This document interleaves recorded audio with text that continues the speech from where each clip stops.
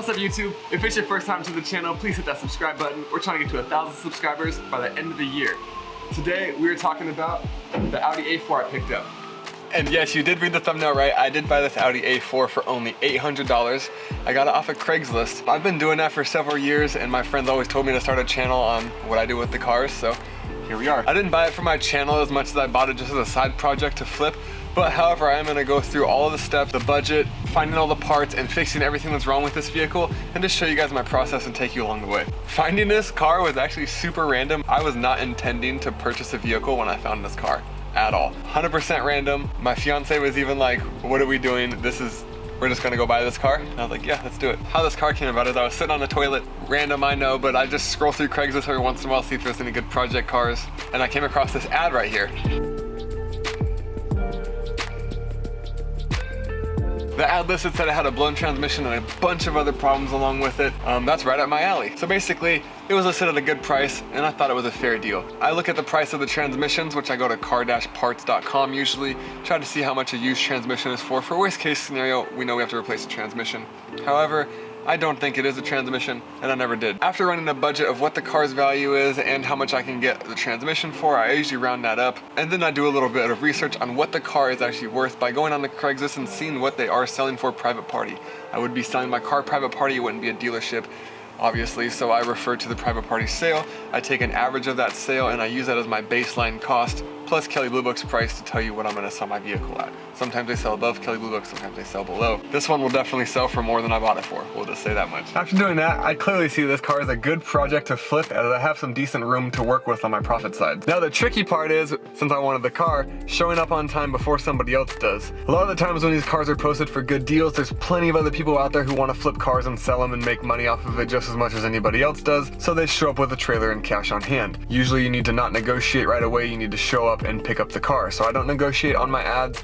I usually just ask if I can come out and look at it and that I have cash in hand and I also have a way to tow the vehicle. One good thing that was on my side is this post has been up for over 2 weeks, which means I know that this person really wants to sell this car. It is essentially a lawn ornament.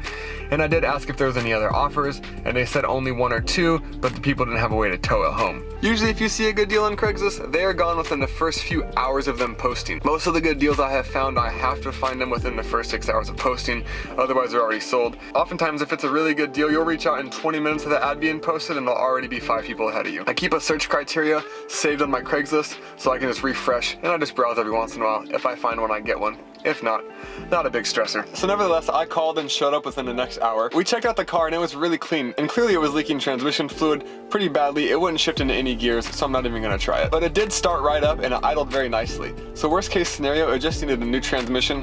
And I already priced those out at $1,600 or less. And I know I can replace that myself. Worst case Ontario. This person has driven the car daily up until the transmission failure and has always serviced it at Audi dealerships as well. This car also has a clean title and has not been in any accidents, which is my main criteria for picking up cars. I will never buy a dirty title car. So after a quick negotiation in person and a handshake, I ended up buying the car for $800.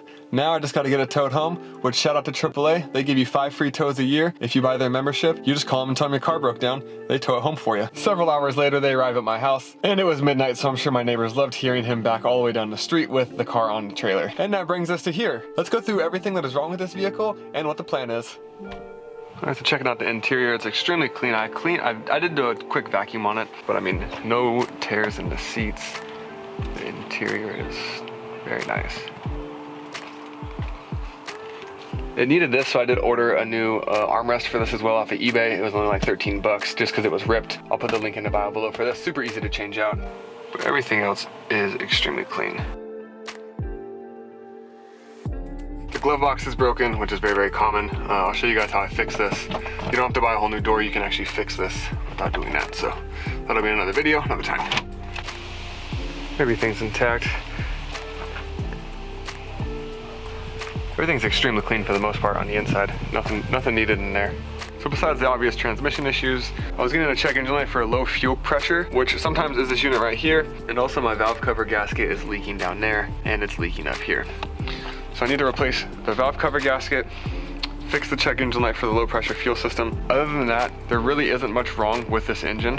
It has a fairly new battery just from last year or so, so that's good news. I did swap out the oil. I'm gonna do another flush on it and see if it runs any better. And I'll most likely do the spark plugs at the same time I do the valve cover gasket here. So far, engine-wise, that's the only issues that I've come across. And it'll get an overall tune-up just in general. And of course, the tires are very bald. I would never recommend driving on tires like this, so I am going to replace the tires and get brand new tires. As far as body damage goes, it really only has a small scuff right here, which I will remove and realign this light. That and the rear bumper right here is pretty much the only damage that's on the vehicle. And of course there's some rock chips and looks like some bird shit used to be here before. So I can either put a bra on this or paint it or just leave it. Not that big of a deal. Other than that, the car starts up very nicely. And I did notice that the fuel gauge is stuck at halfway. Even when I put fuel in, it did not go up. So I will have another video on how I fix that as well, or at least a solution for you guys. And then when putting the car in reverse, the brake light comes on because there is a brake sensor that is disconnected on the driver's side. So I'll be replacing the brake pads as well. See the check engine light.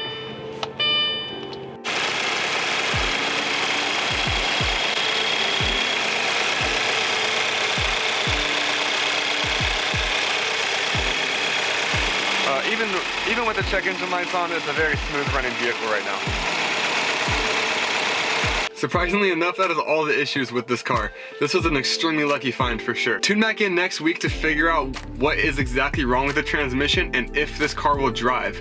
Is it gas or is it pass? Do we send it or do we end it? It's pretty good, right? I'm gonna keep that. I'll be showing the whole process from beginning to end, including budget, costs, and how to fix everything that was wrong with it. Will it need a whole new transmission or is it something else extremely simple? My bets are that the transmission is fine. Tune back in next week to find out. And also, let me know in the comment section below, guys, if you guys want me to make a video on how I search for cars, the criteria on what I search for cars for, and how I find them myself. Also, tips and tricks on how to secure a good deal and never buying a piece of shit. I have never personally lost money on a car that I have purchased, and I have been doing it for about 7 years now. I would love to share more on how I do it so you can go and flip and buy a car yourself. Leave a comment in the comment section below, guys. Thank you. Thanks so much for watching. Hit that like button. Appreciate it. Ooh, I don't know about that 90s.